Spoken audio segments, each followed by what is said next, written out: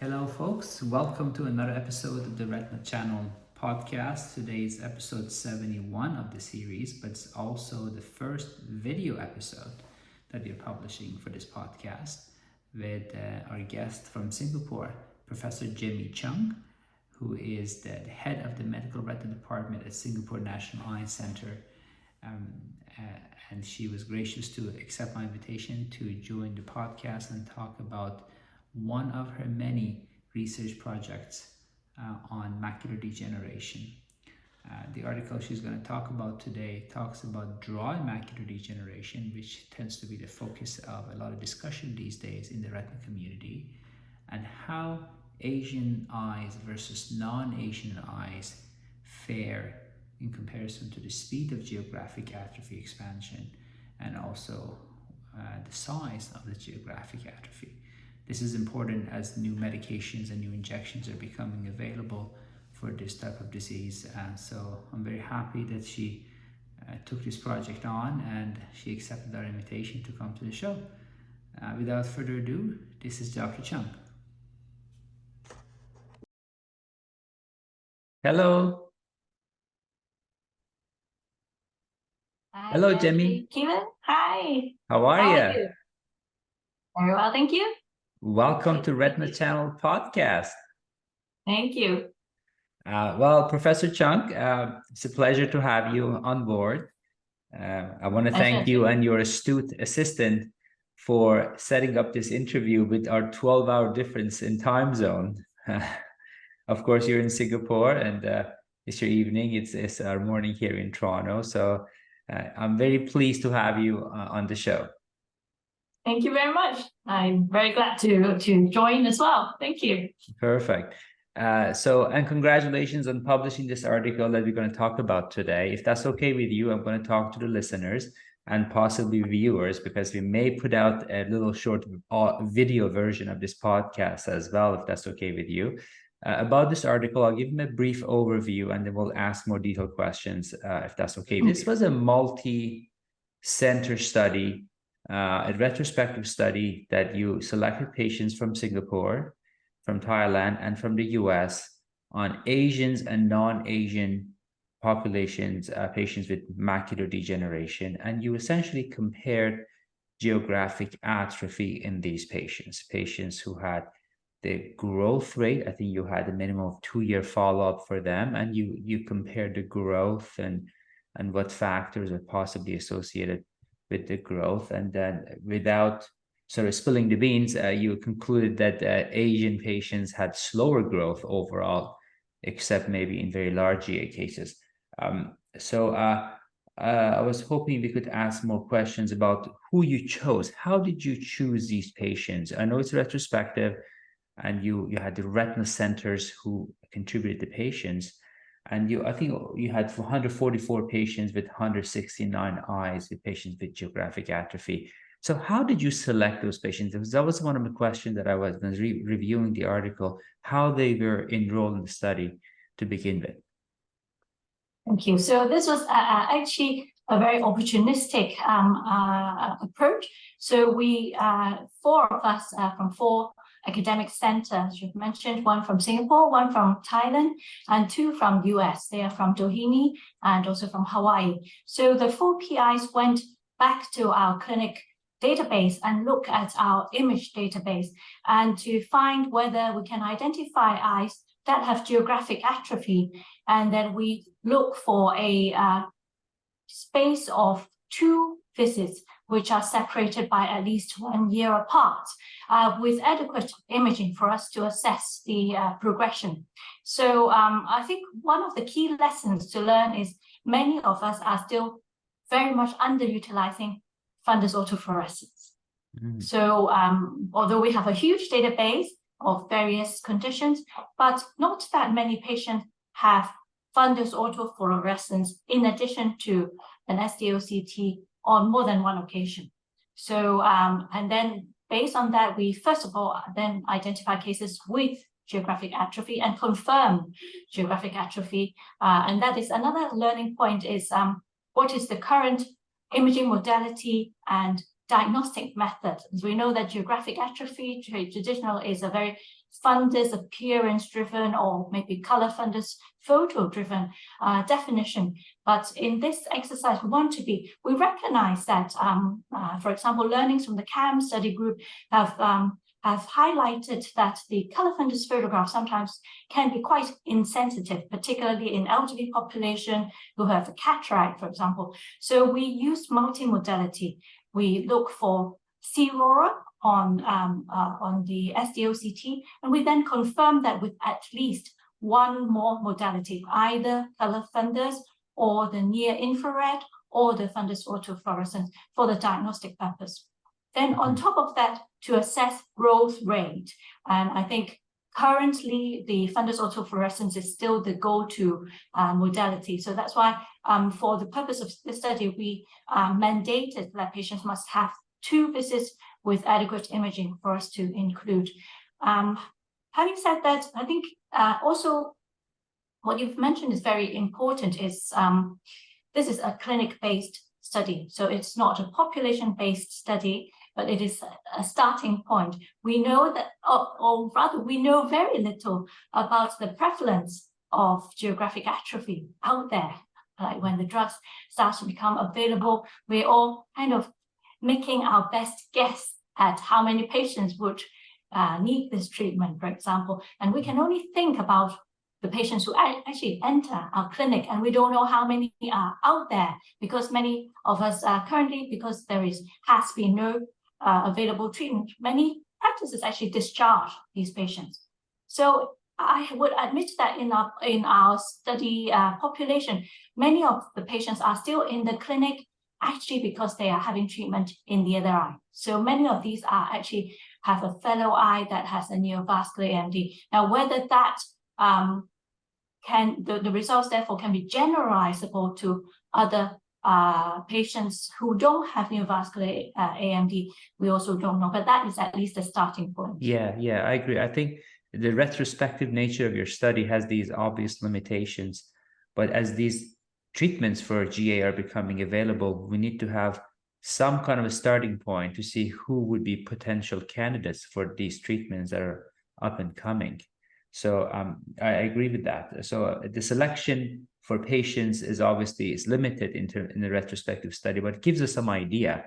And I was going to want to expand on you mentioned the way you measured the geographic atrophy for the listeners. And I remember from the article that you had the software, there's a selection function of the software that allows you to highlight, the retina specialist highlighted the areas, and the software gives you the total area of the atrophy, even if they're multi-foci, right? If you have so it gives you the total area of geographic atrophy. Is that correct?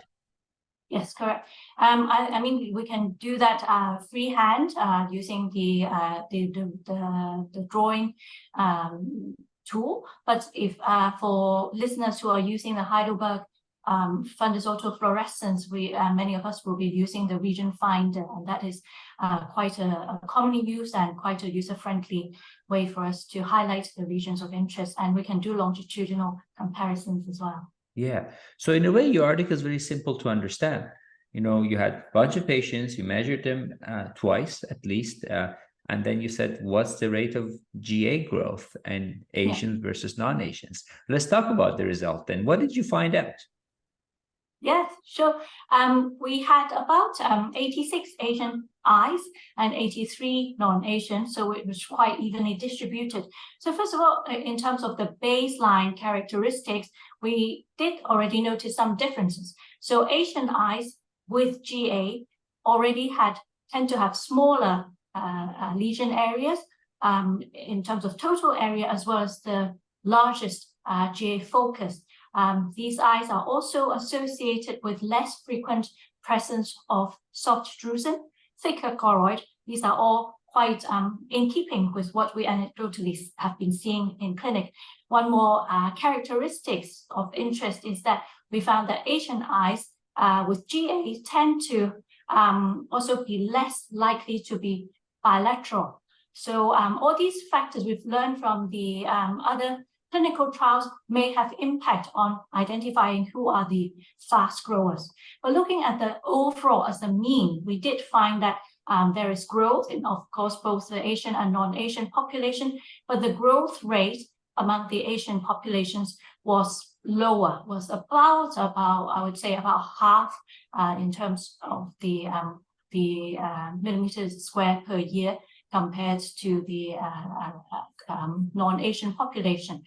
So we based on that, but we also then look at that's the mean, the average, and it gives a very overall and broad picture. But we were also interested to understand difference between individuals, because I think that's another very key point about geographic atrophy, not only in Asians but overall, is that there can be the progression and the appearances can be highly heterogeneous.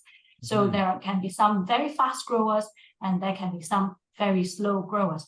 So amongst the Asian population, I think what I just want to highlight is that on the one hand, we want to understand what's the differences between the Asian and non-Asian eyes, but also we really think about this project from the point of view of therapeutics and patients.